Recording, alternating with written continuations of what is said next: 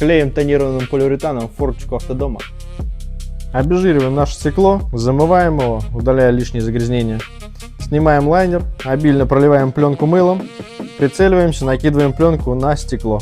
После чего начинаем выкатывать круговыми движениями для того, чтобы у нас не образовывалось складок.